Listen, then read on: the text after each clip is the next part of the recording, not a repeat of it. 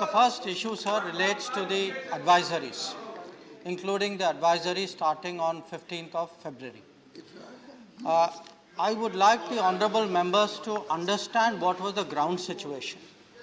We issued very clear advisories because when an embassy tells students or Indian nationals saying if your stay is not essential, consider going back home, it is not something that is done lightly.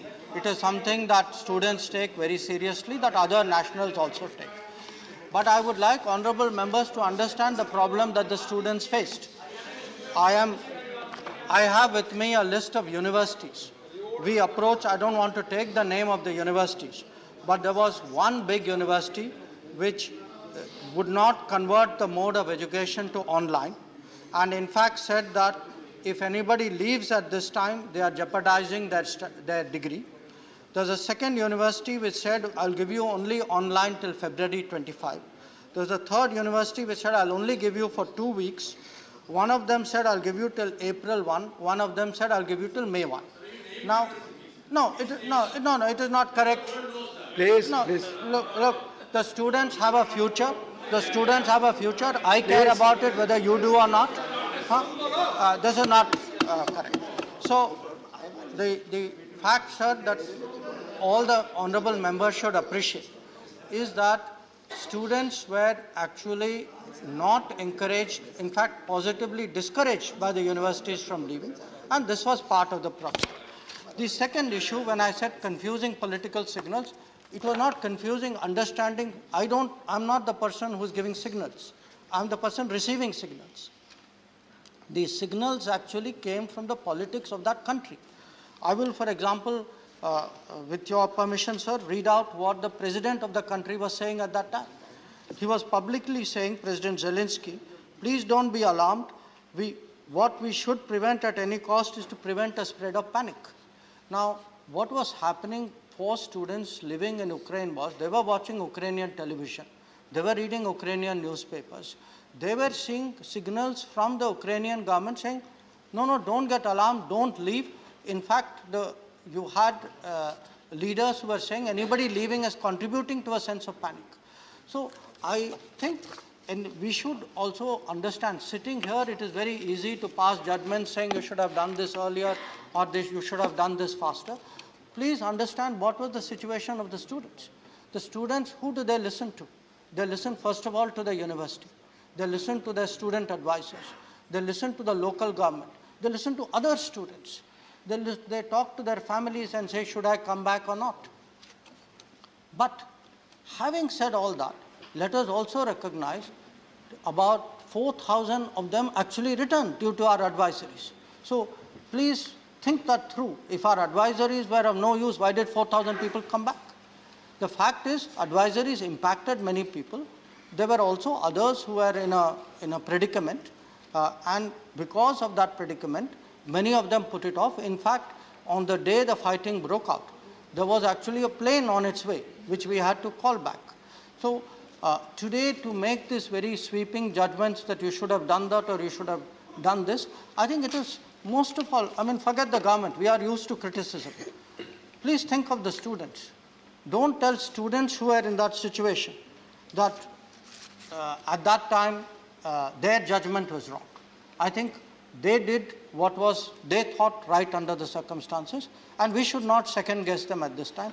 In fact, from our side, we also increased the number of flights at that time to encourage people to come and to reduce the cost of the flights back home. As regards what our position is at the international forums, Vaikoji was among the members who mentioned it. I think we have expressed what I believe is actually a national consensus on this matter.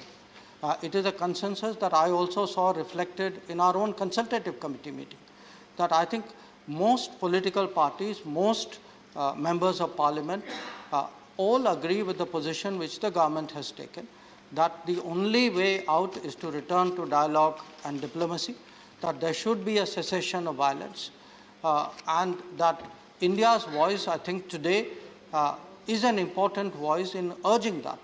It's not just a voice only for urging diplomacy and dialogue. It was, after all, when the Prime Minister did call up President Putin and President Zelensky and urged them to even have a ceasefire of a limited nature. These were the two occasions when our students were involved, were actually the two occasions when the ceasefire actually worked. In many cases, ceasefires were agreed to, and they were violated even as they were to come into effect.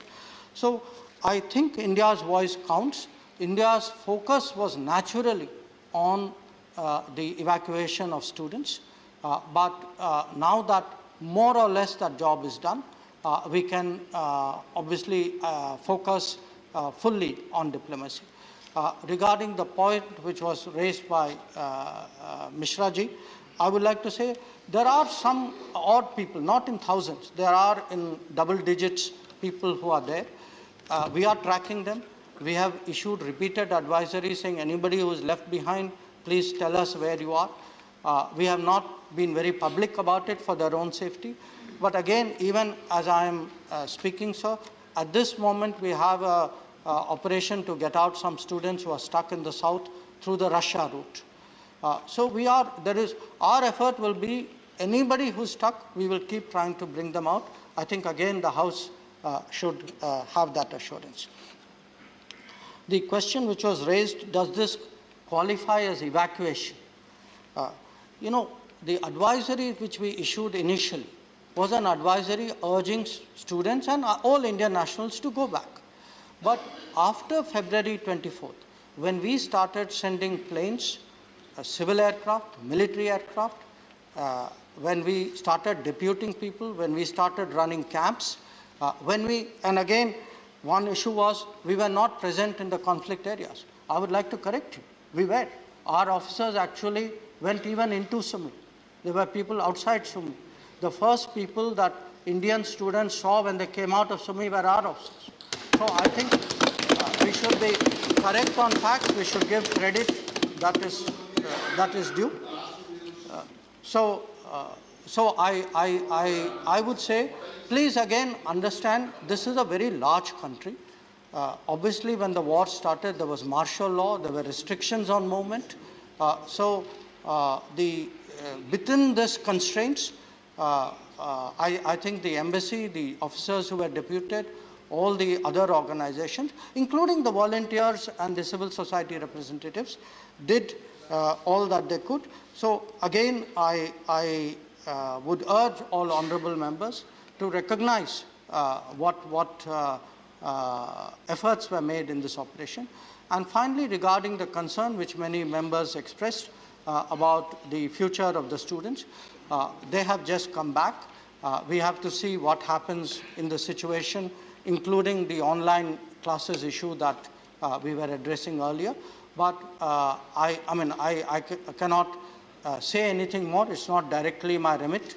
But I can assure you that the government will approach this matter with the fullest sense of responsibility. Thank you.